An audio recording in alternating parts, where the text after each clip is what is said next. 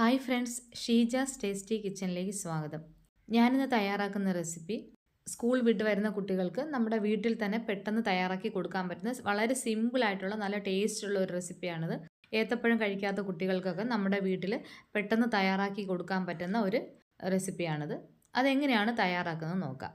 അതിനായിട്ട് ഞാനിവിടെ അത്യാവശ്യം വലിപ്പമുള്ള 2 ഏത്തപ്പഴം എടുത്തിട്ടുണ്ട്. നന്നായിട്ട് പഴുത്ത പഴമാണ് ഇതിന് ഏറ്റവും നല്ലത്. ഒരുപാട് അങ്ങ് പഴുത്ത് പോകണ്ട, അത്യാവശ്യം നന്നായിട്ട് പഴുത്ത പഴം എടുക്കുന്നതായിരിക്കും നല്ലത്. ഇനി നമുക്കിനി പഴം ഇതുപോലെ ഒന്ന് സ്ലൈസ് ചെയ്തെടുക്കാം. പ്രത്യേകിച്ച് ഷേപ്പൊന്നുമില്ല, ഏത് ഷേപ്പിൽ വേണമെങ്കിലും കട്ട് ചെയ്തെടുക്കാവുന്നതാണ്. വളരെ സിമ്പിളായിട്ട് നമുക്ക് പെട്ടെന്ന് 2 മിനിറ്റ് കൊണ്ട് തന്നെ തയ്യാറാക്കാൻ പറ്റുന്ന ഒരു റെസിപ്പിയാണിത്. ഏത്തപ്പഴം കഴിക്കാത്ത കുട്ടികൾക്കൊക്കെ നമുക്ക് ഈ രീതിയിൽ തയ്യാറാക്കി കൊടുത്താൽ അവർ കഴിച്ചോളും. ഏത്തപ്പഴം ഞാനിവിടെ കട്ട് ചെയ്തെടുത്തിട്ടുണ്ട്. നമുക്കിനി ഇതൊന്ന് നമുക്കിത് ഒന്ന് വഴറ്റിയെടുക്കണം. അതിനായിട്ട് ഞാനിവിടെ ഒരു പാൻ അടുപ്പത്ത് വെച്ചിട്ടുണ്ട്. അതിലേക്ക് കുറച്ച് ബട്ടർ ഇട്ട് കൊടുക്കുകയാണ്. അതിനുശേഷം നമുക്ക് കട്ട് ചെയ്ത് വെച്ചിരിക്കുന്ന ഏത്തപ്പഴം ഇട്ട് കൊടുക്കാം. ഇനി നമുക്ക് തിരിച്ച് മറിച്ച് വിട്ട് ചെറുതായിട്ടൊന്ന് മൊരിച്ചെടുക്കണം. ഓരോ പീസും ഇതുപോലെ ഒന്ന് മറിച്ചും തിരിച്ചു വിട്ട് നമുക്കതൊന്ന് ചെറുതായിട്ടൊന്ന് മൊരിച്ചെടുക്കാം.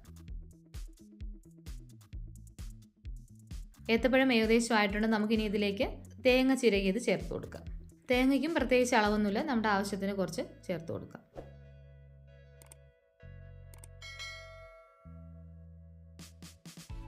തേങ്ങ ചെറുതായിട്ടൊന്ന് വാടി വരുന്ന സമയത്ത് നമുക്ക് മധുരത്തിന് ആവശ്യമായിട്ടുള്ള പഞ്ചസാര ചേർത്ത് കൊടുക്കാം.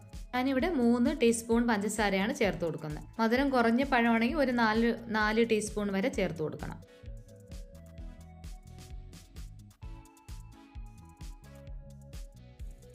അങ്ങനെ നല്ല രുചികരമായിട്ടുള്ള ഒരു സ്നാക്ക് ഇവിടെ റെഡി ആയിട്ടുണ്ട്.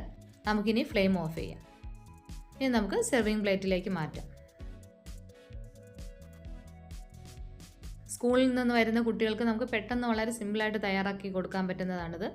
എല്ലാവരും ഇത് ട്രൈ ചെയ്ത് നോക്കണം. ഇഷ്ടപ്പെട്ടാൽ ലൈക്ക് ചെയ്യണം, ഷെയർ ചെയ്യണം, സബ്സ്ക്രൈബ് ചെയ്യണം. നിങ്ങളുടെ അഭിപ്രായങ്ങളൊക്കെ കമൻറ്റ് ബോക്സിൽ അറിയിക്കാൻ വേണം. താങ്ക്